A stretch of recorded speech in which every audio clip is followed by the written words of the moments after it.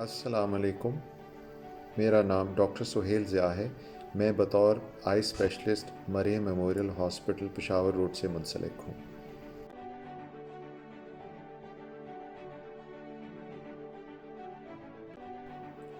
सफ़ेद मोतिया जो है ये एक कुदरती बीमारी है जिसमें जो शीशा अल्लाह की तरफ से डाला गया है वो धुंधला जाता है। इसको सफ़ेद मोतिया कहते हैं।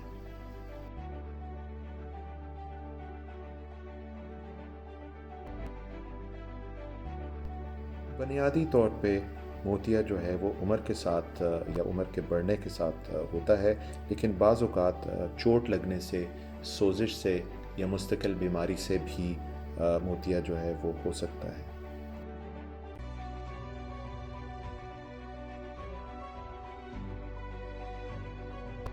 सफ़ेद मोतिया जब आम मर्रा की ज़िंदगी पे मुतासर करने लगता है तो फिर उसका ऑपरेशन के ज़रिए इलाज किया जाता है।